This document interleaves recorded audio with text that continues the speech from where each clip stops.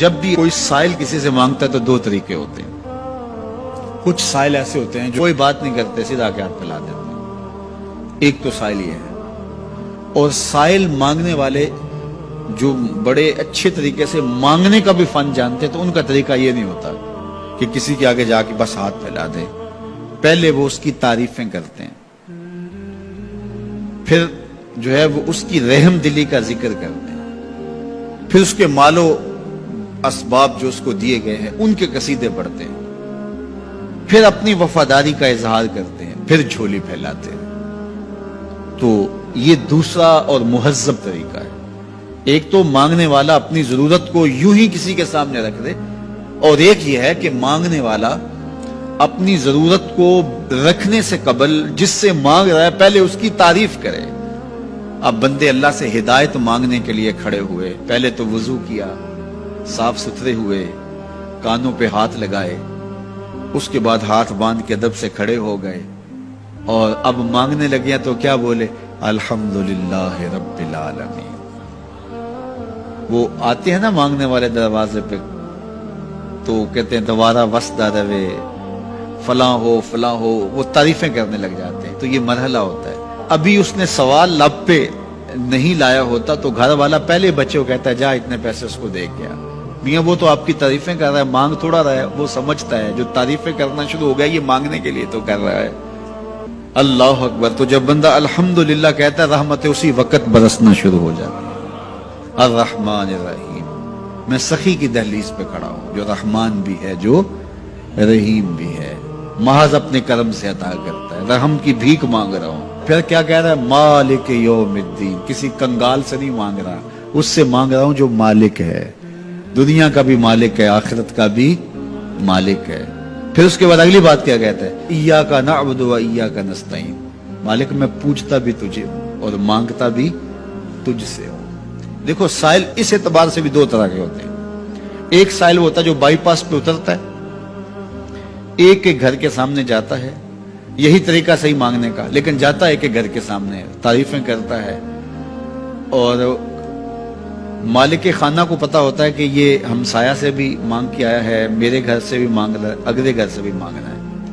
تو وہ اسے تھوڑا سا آٹا دے دیتا ہے، 1 روپیہ دے دیتا ہے. اس کو پتا ہے اس نے پورا گاؤں مانگنا ہے، آدھا گاؤں مانگ آیا ہے، آدھا گاؤں اس نے ابھی مانگنا ہے.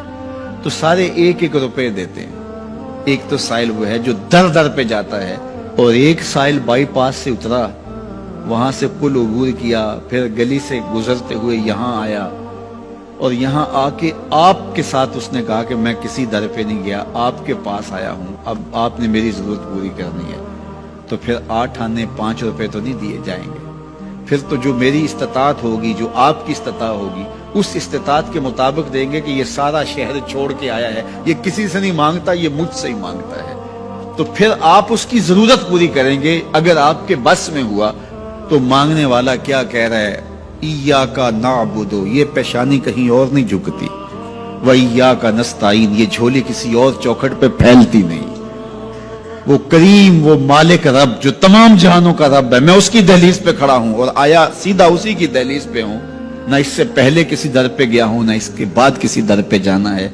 تو پھر مالک بھی کرم نوازیاں اور رحمتیں اس کی جھولی میں ڈال دیتا ہے. اب اتنی لمبی تمہید باندھنے کے باوجود مانگا کیا؟ ذرا غور کیجئے. یہ وہ ہے جو ہم ہر روز ہر نماز کی ہر رکعت میں مانگتے ہیں. اور مانگنے کا طریقہ کتنا خوبصورت ہے، اور مانگنے والے یوں ہی مانگا کرتے ہیں.